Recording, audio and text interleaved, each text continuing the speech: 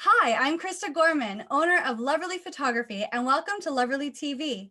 This is Behind the Loverly Lens, a series where I interview past couples and wedding professionals to get their expert advice, personal tips, and experiences in weddings. Now that we have survived a COVID wedding season, I've created this channel to help my current couples as they try to navigate through planning a wedding during a pandemic. It's my hope that they and you will find these videos informative and valuable on your journey to plan the perfect day. Today on the show, we have a special guest. I had a client ask me if I could do a show on Stag and Does during COVID, so I put out a call to anyone who had had a successful virtual one. I was connected with our guest, Kim, through a mutual friend, and it actually turns out that you are my personal and my business insurance broker, and we had no idea that we were connected in this way. Hi, Kimberly Koopa. Is it Koopa? Cupa. Cupa. Welcome Yeah. to the show. Thank you. I'm so excited to be here. Thank you so much. No, I love it. Okay, so tell me about you and your fiance. Who's your fiance? His name is Vincent. He is a teacher, teaches grade 3. So it's been crazy time for him too. We've been engaged for almost 2.5 years. It's been a long time. Oh, We wow. got December 2018, expected to get married August 1st, 2020, which 5 different dates later, now we're set to get married July 24th. So it's been an adventure. It's been insane to say the least. Absolutely. Yeah. Wow. So are you Yeah. guys planning a big wedding? No, well, no, not really. Depending what restrictions are, we ended up moving outside at Club Roma. So we're hoping that we'll always be allowed more outside versus indoor somewhere. Yeah. I know so many people that had like the backyard thing, but looking through like the restrictions now, you can always have more people in a venue now. Like you can't have backyard things with more than like 10, 25 people. Yep. So because that was one of our ideas, but as soon as we saw that, we're like, it's going to be way too hard to try and cut it down to 10 people. Yeah. So we're hoping for at least like 50 outdoors by July. 100 would be amazing. So we'll see. Actually, one of my bridal clients too, that's getting married at Club Roma, just bumped their date by a couple months to out because they had an opportunity Yeah. to the pavilion as well and move it outside. Yeah. So that's what they're doing too. Yeah, we were May in the Starlight Room, and then we moved outside to the pavilion. So we moved to July. So it worked out that we got a date outside. So I love Club Roma. I love the pavilion. Actually, like all the receptions I've shot there have been so gorgeous. So you're gonna love it. It's gonna be wonderful. And they really do treat their couples well. So I'm happy for you. It's gonna be good. Yeah. Yeah. So you guys got to have a kind of cool Stag and Doe, right? So that's what you're here to talk about. So you raised $10,000 at your Stag and Doe. Yeah, we actually made more, but with the 50-50, our 50-50 got pretty big. It was 2,200 at the end of it. So we gave 1,100 to the winner for that. So we made a little over 11,000, but then minus the 50-50, we finished with 10,500. So it was crazy. It was absolutely crazy because we were so worried because like we have drinkers in the family. So with like an in-person Stag and Doe, selling drinks is a huge part of it. So as soon as we realized we're not going to be able to do that, we're like, we need to come up with something that is going to work and give us something similar to what an in-person turnout would be. And it turned out to be more than we even thought it was possible, which was crazy. So it was all virtual. Completely virtual. Yeah. Wow. Yeah. And so how did you get the idea to do it virtually? And like, did you kind of just wing everything on your own? Did you model it off someone else? So I'm part of the Niagara Stag and Doe Facebook group. So when we realized that we weren't going to be able to have an in-person one, I made a post saying, has anyone done this? Like a virtual thing? How does it work? Any help? And I had a girl message me privately, and she told me that she used Wix.com and made her own website. And she literally walks me through step by step of how to set it up. So I don't think I would have been able to do it without her help and her direction, because it is a really confusing process once you first start it. But then as it continues, you get used to the website, you get used to how to modify it and things like that. But It is a lot of work. I'll be completely honest. It took about 2 weeks every single day, like 14 days straight, just getting the site made. Wow. So it does take a lot of time, but it's completely worth it. And it's really all that we can do at this point, right? So we had to try and just suck it up and get it done. Yeah. So it was done on a website then. Yeah, so it's Wix.com. I was looking at it earlier because it looks like they changed the way that you can buy plans. So now there's like 4 different plans that you can buy. When I did it, there was only 3, and it was like a 1-year lump sum payment, but it doesn't look like it's like that anymore. So it looks like now you can do it monthly, which is nice. I mean, either way, I'm sure it's just nice to get it paid and out of the way, but it worked. Can't you do free Wix sites and like you just have to accept that they'll have their logo on it? You can, but you can't do, it's like the business package. So in order to accept credit card payments, you have to upgrade to the business package.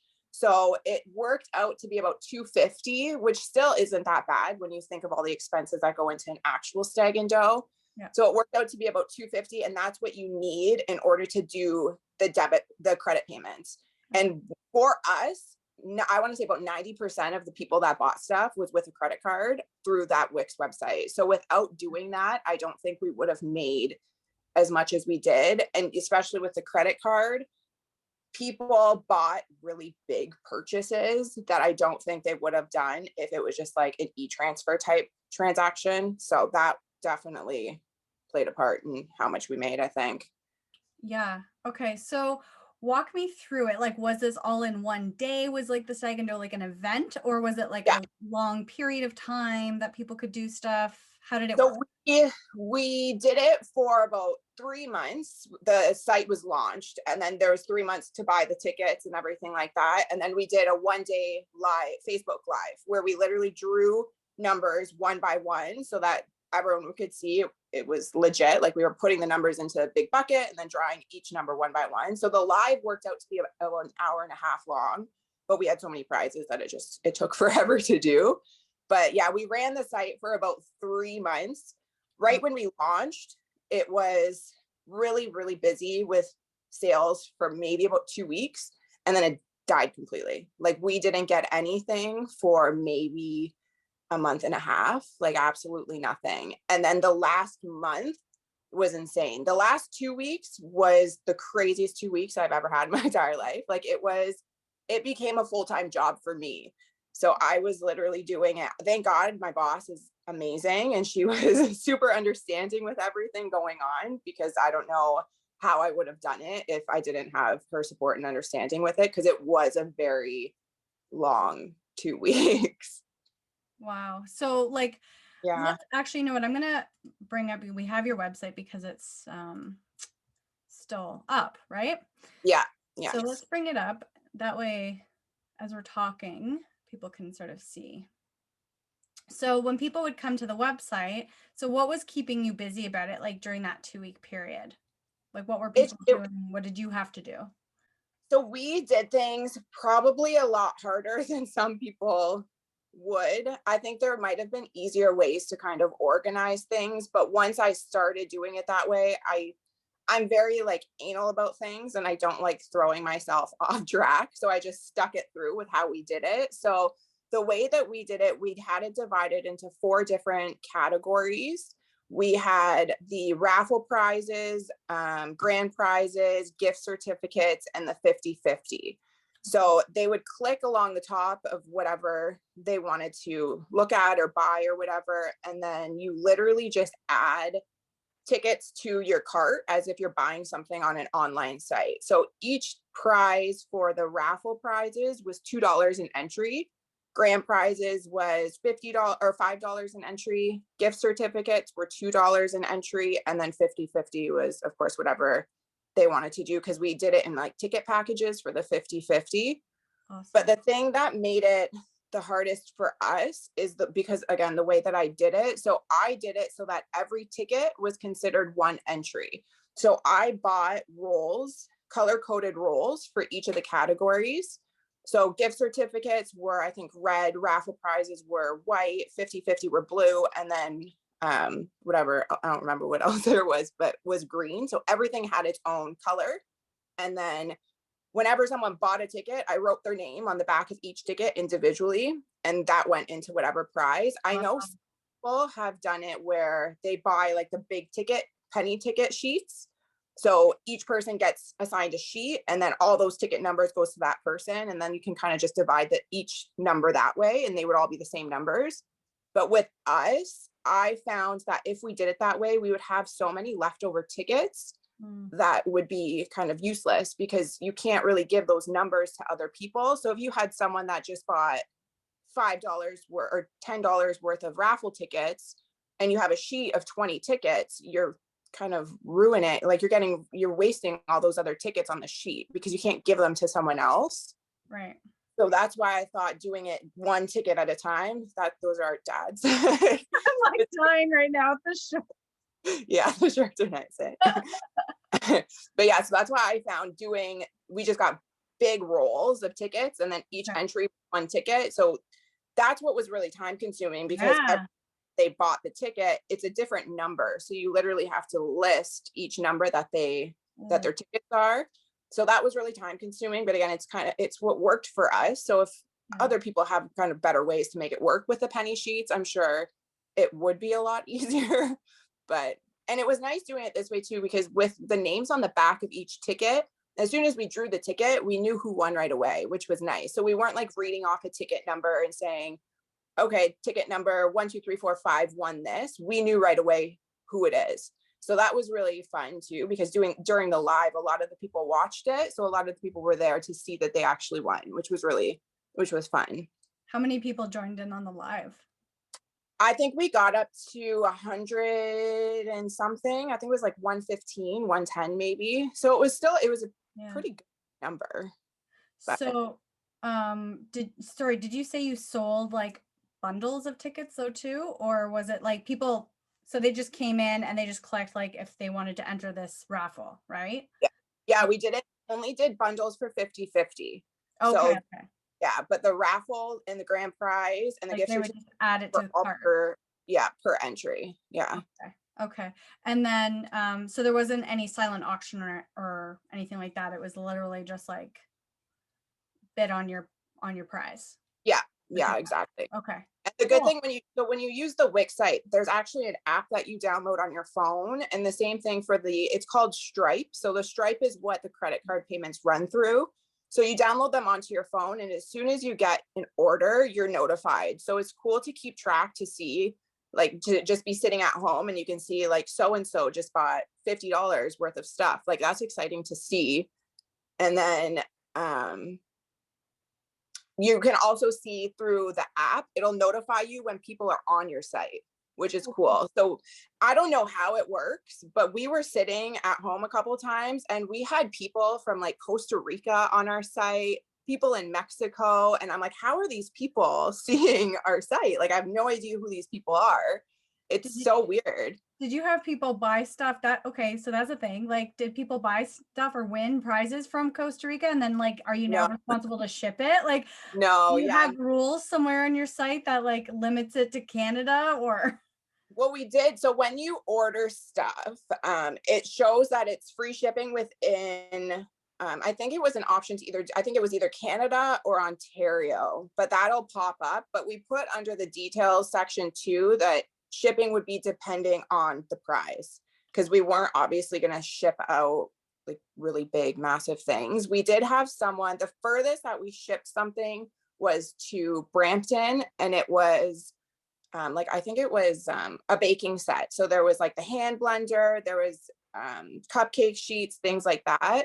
And that kind of sucks because it was a heavy package. So we pretty much broke even on what that person spent versus what we spent shipping it to them. But that was really the only heavy thing, I guess I should say, that we ended up having to ship. Everything else was pretty straightforward.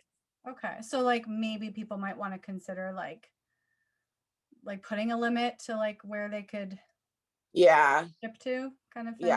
Or where they're willing to ship to, just in that event, right? Yeah, definitely. Think about okay, cool. So with the hard copy tickets, what is this? So because we ended up when we got engaged, my fiance's dad, he's a member of Club Richelieu in Welland. So it books up there so fast that when we got engaged, we booked a date right away. So we had a venue at Club Richelieu booked months in advance. We were supposed to get married May long weekend or our second day was supposed to be May long weekend of 2020. So because we booked the event so far out, we started selling tickets really far out as well. So we did have a large number of people. I want to say maybe 100 tickets, hard copy tickets we sold to people before we decided to go virtual. So with those tickets, and we have there were some older people as well that don't know how to use the site or anything like that. So we still gave them the option to buy the hard copy tickets if they wanted, especially because we still had so many ordered.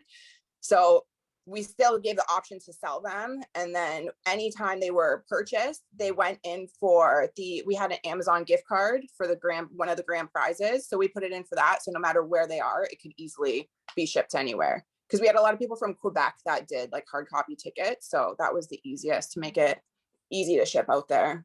Okay. Okay. Cool. So what was it like for you? I see you had a pretty decent amount. How many prizes did you have in total? We had over 115 prizes. Wow. It was brutal. How was that for you, getting those prizes because I've talked to some other people and they said, they're having a hard time getting businesses to donate stuff because everybody's hurting right now. Yeah. Right? So was it a challenge for you or was it easy? Got a lot of donations prior to COVID, which definitely worked in our favor because I have heard a lot of places are not happy about being asked for donations. I've been told of a couple of places very upset about it, saying that it's inconsiderate to ask because of what's going on with COVID. I know people have been turned away because of that. So my biggest thing that we did that was amazing, even pre-COVID, we did this, but because we get our groceries at Walmart. So anytime we went to Walmart, we would see what's on sale and buy it. So we didn't even really keep track of prizes in that sense because it was just kind of like an extra purchase when we got groceries. So we did that every single time. And the collection of stuff that we got for so cheap was huge. It was absolutely smart. Yeah. And they always do like deals on glasses and wine glasses and things like that, and blenders and baking things. So you could get things for amazing discounts that add up really quick. And another thing that my parents did, they were amazing when they helped, but they're both retired. So they get bored really easily. So they always take drives to Port Colborne to get coffee once a week. So there's a store in Port Colborne called Treasure Hunt.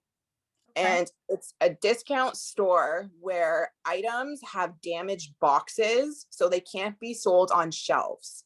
So the item themselves, if you look, so say the site right now, you can see there's the mini donut maker. Pretty sure that them or the blender and things like that. The boxes on them are damaged, so they sell for 70% off at this Treasure Hunt place. Wow. So we got amazing stuff my parents got amazing stuff from there for dirt cheap. So if you've never been there, go there because you can get awesome things from there for next to nothing. And the items themselves, they're not broken, they're not defective or anything like that. It's literally just because the box is too damaged to put on shelves. That's amazing. And so on your description, did you actually put, is there anything in more details or did you just post the pictures and that was enough? No, I thought look.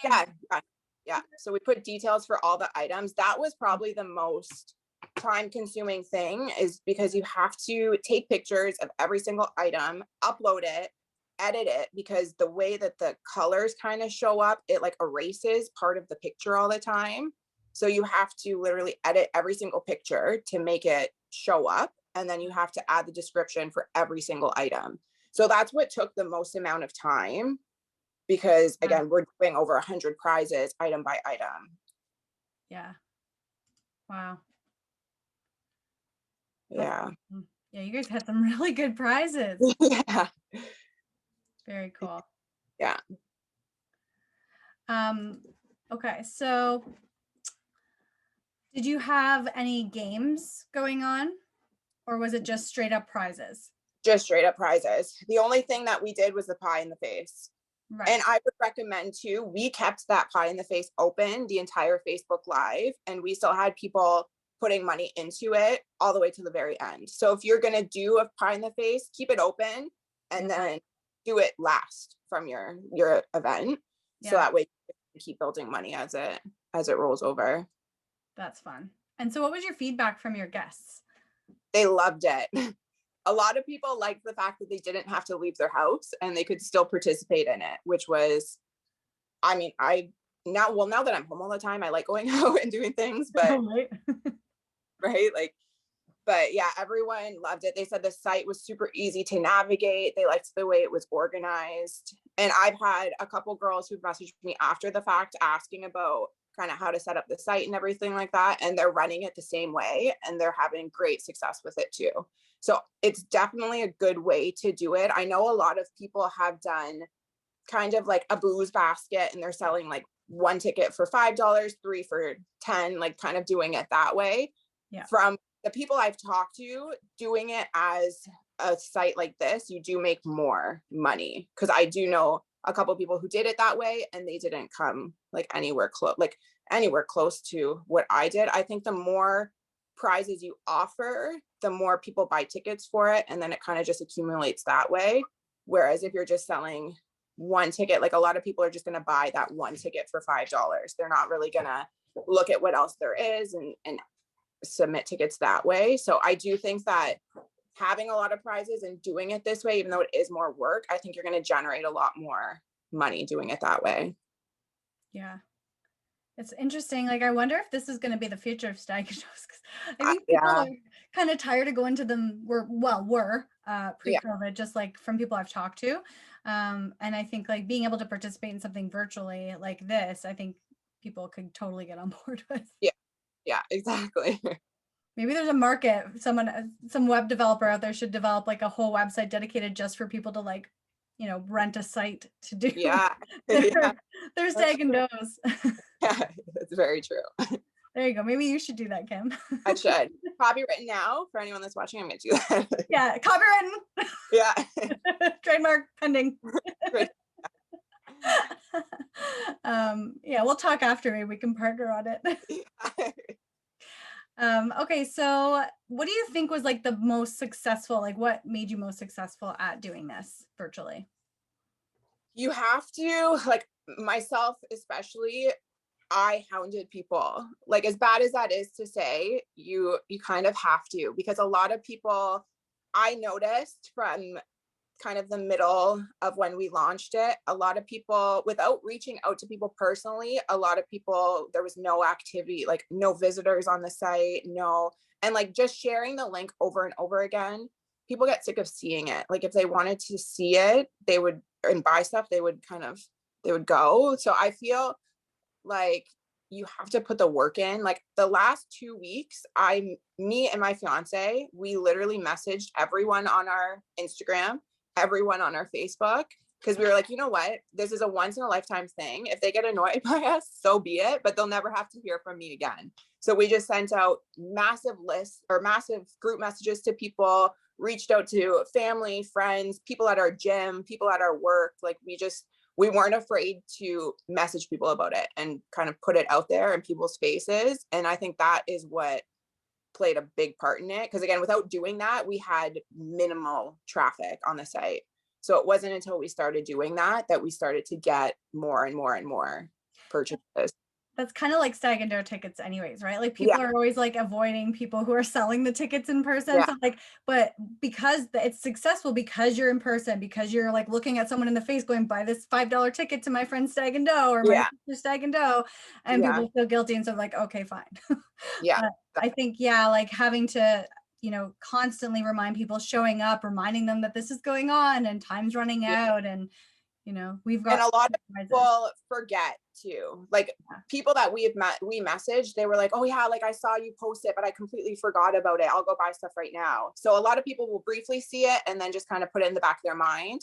So without that reminder, they won't go back and do it. But even the day of, we had people we were supposed to start our live at 7 o'clock. We didn't start till 7:30 because we made the mistake of keeping the sales open the entire day. So we had people messaging us at like 6:30, 7 o'clock saying, oh my God, I completely forgot. Is it too late? And at that, you don't want to be like, well, no, like you don't want to turn people away. So Yeah. we literally kept getting messages up until the very end, to the point where we had to say, we made a post and we were like, okay, that's it. Like we can't do anymore because we can't keep up with it anymore. But that's the thing. Have to remind people because they will not remember if you don't reach out to them and remind them. Yeah, because you might catch someone when they're in the middle of something, they're busy with something, and they have every intention of supporting you, but Yeah, they forget. So it's just like any kind of mass marketing, you have to keep showing up in people's faces because they will forget, right? And until it's a convenient yeah, moment for them, they're not going to take an action on it. Or exactly, until it's like dire straits, last second, this is closing, then people will act on it. They always, exactly.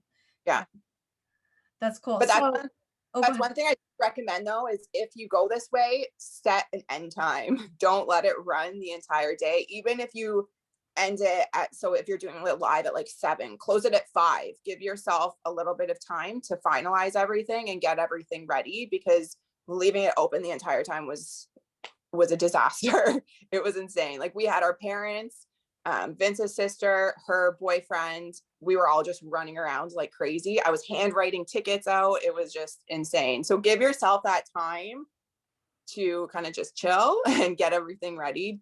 Even though purchases are great, you got to take the time. Yeah, absolutely. How did you stay organized during this?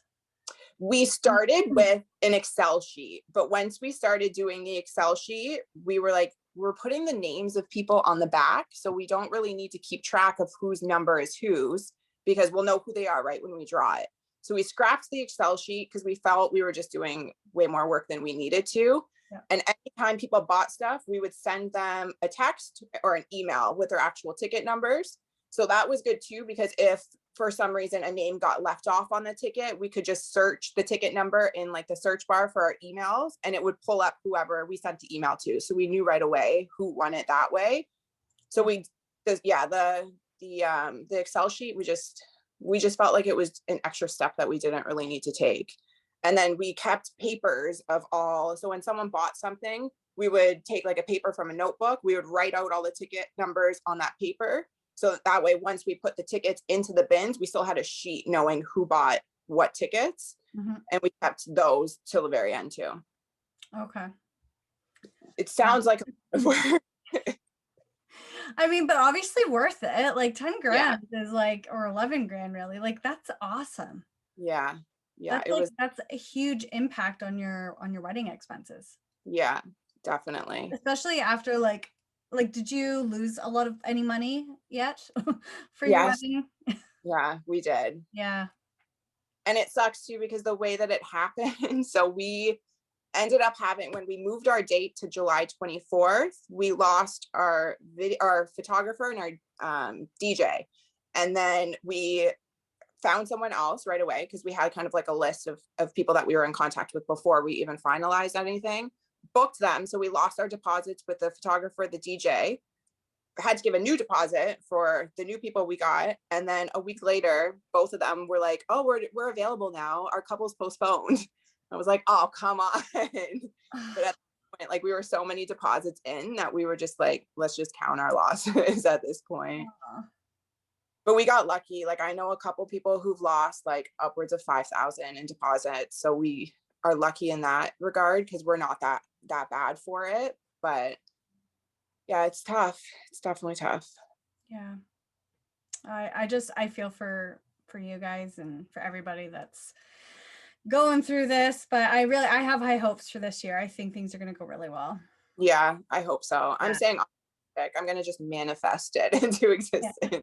I mean, I had an amazing 2020 season. Like once excuse me, July hit, the weddings were almost as business as usual. Like, Oh, really? yeah, it COVID really didn't impact us in a huge way. And I think it was just like, if you had an indoor wedding, it was a little bit more impactful. People still had to wear masks, inside.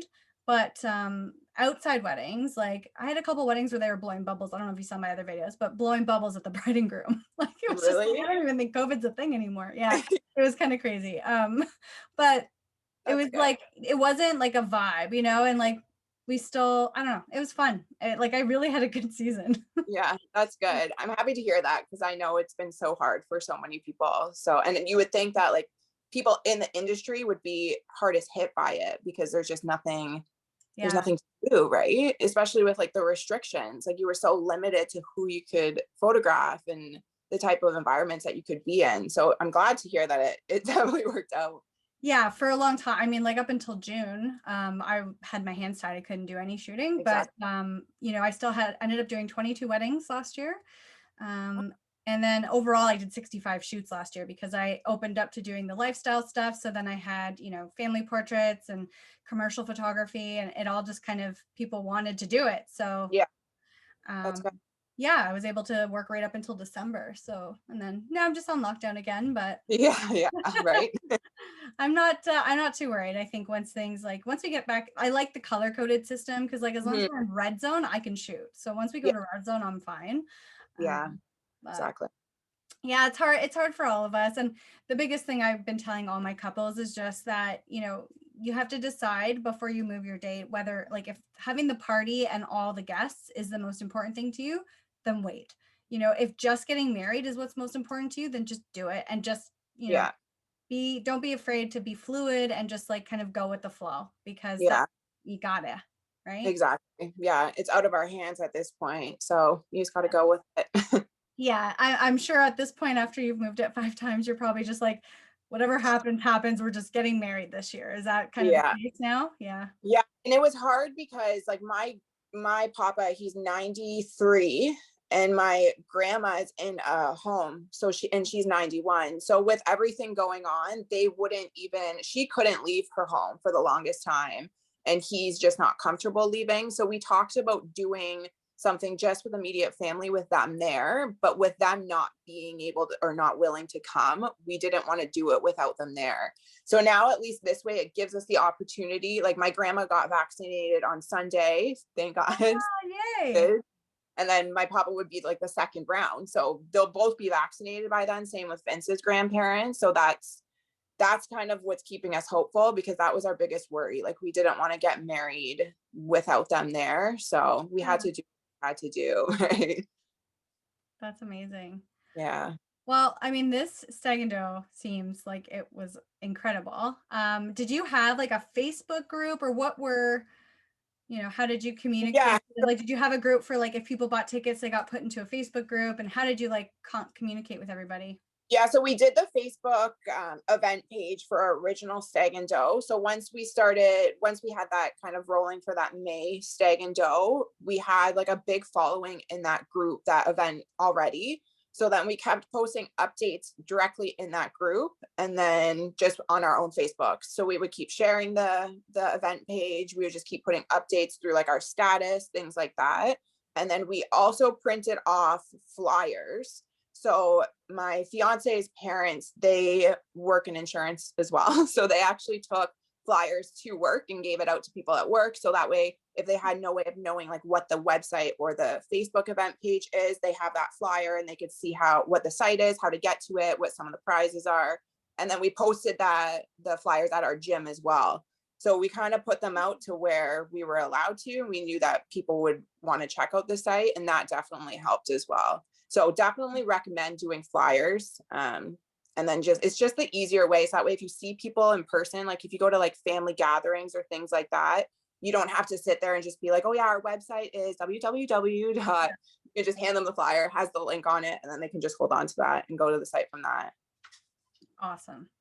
Very Yeah. cool. Mm-hmm. Um, you should do a blog about this. I feel like I don't know how to write properly. I would get twisted in my words. Maybe you know what? Maybe we'll work together, and I could do a blog on this in conjunction with you. Yeah. Because I think like if people had like a place where they could go and like get all the links of like all the things that you did and like a sort of Yeah. comprehensive list of what you've done, you could help so many people. So if you'd be interested in doing that, we should do that together. Absolutely. Yeah, that Okay. sounds good. Yeah. For sure. Very cool. So is there any other like advice that you want to give couples looking to plan a virtual stag and doe? The only thing I just want to like reiterate is don't be afraid to message people. You have to get it out there because especially your bridal party too, like the bride and groom, like me and Vince, we could only tell so many people. Our following is only so big on Instagram and Facebook and things like that. So we can only keep saying the same thing to the same people. We had a wedding party of 6 people on each side. So that's 12 extra people who have 12 different groups of people that they could reach out to. So you just have to not be afraid to have people reach out to people because that's really the only way that you can get sales. And like I said, it's a once in a lifetime thing. After this, you don't have to hound them or bother them again. And I'm sure they'll be grateful for that. But yeah, you just have to make sure, don't be afraid to just reach out to people. Keep in mind, people forget. So just the way that you word things is really important too. So when you send the message to people, make them like personable. Don't kind of just like send the same thing to people where they can just tell it's just like a copy and paste message. Make sure people know that you know who it is that you're messaging and make it personal so they are interested in having the conversation with you and checking out the site. Yeah, you just can't be afraid. That's amazing.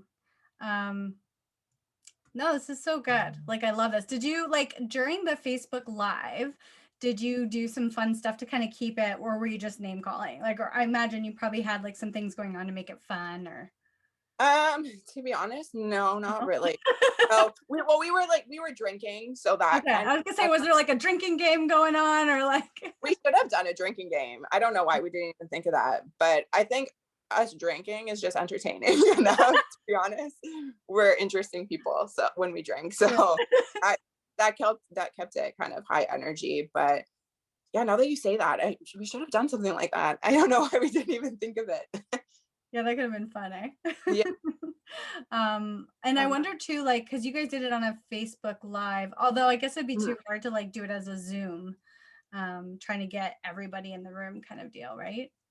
Yeah, it was easy through the event because as soon as you post, so you go live through the actual Facebook event. So definitely make an event because that's how it connects.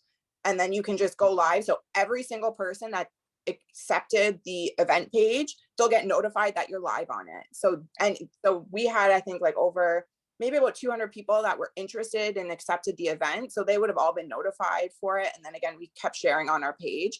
One thing you have to be careful of though, is when we went live, we had a virus spam our Facebook event page. And there was, I want to say 3 different, I don't know if they were real people or bots or whatever, but they spammed our entire comment section with a fake virus link. So we were trying to control it, but we had one person that clicked the link and redirected them to some kind of page to put in their credit card number, and they actually did it. Oh no. So they came to us saying, "Oh my God, like I just gave this page my credit card number because I thought it was your Facebook, like you're live." We're like, "No, like we have no idea what to do." So you have to be careful because that I know another girl that happened to. So I don't know if they just kind of trigger on like certain events. Like it was really weird, and we would like block one person and then another bot would come up with a link, and then it was constant for I want to say about 15 minutes with these fake virus links. Wow. So make sure someone's like monitoring your Facebook page because it was crazy. We couldn't stop it. So then we got to a point where we just put a big message out saying, "Do not click this link. It's a virus. We don't know how to stop it." And it kept going, but no one else clicked it. Thank God. Did you complain to Facebook? Yeah, never heard back, of course. Yeah, but yeah, it was crazy. It was nonstop. It was the Yeah. weirdest thing. And it started right at 7 o'clock too. So it's like as soon as our event started, it triggered it and it just kept going. It was crazy. That's weird. Yeah. Yeah, it was really weird. Who got the pie in the face? We did both the dads. Nice. I realized too, I should have put, because I guess there's a way on the Wix website that you can upload your live. So definitely look into doing that. I just realized I never did. But yeah, there's a way that you can put the link and then whoever goes to the site, if they didn't watch it, they could just watch the entire live video of it. But yeah, we did the dads. And we didn't tell them. So we kind of just sat them both down in a chair and we were like, hey, because they were first and seconds the entire time. Apparently, a lot of people wanted to see our dads get pie. So because we kept it open, only we knew what the numbers were at the end. So we just sat them both down. His dad actually had the most, but we just pied them both. Why not? Did they have a good time? Yeah. It was. And that was like the first kind of gathering that we had, like post COVID. None really all be together. So that was nice to finally just be able to be together and do something fun for once. Well, that's great. Kimberly, thank you so much again for joining me today. I had a really great time chatting with you and learning all about your virtual stag and doe. It's really cool. And I think that it's going to be so beneficial for many people watching this. I know a lot of couples out there have been wondering what to do and how to make it work. And what you did is incredible. So yeah. And maybe they can reach out to you if they have questions. We can put your information in the description. Yeah, absolutely. Message me on Facebook, Instagram, however you can find me. I'm more than happy to walk you guys through it, answer any questions. I know it's a little bit overwhelming, but it's not that bad once you get started. So awesome. Yeah, I'll put that information in the description as well as the website link for your stag and doe so people can check it out. Perfect.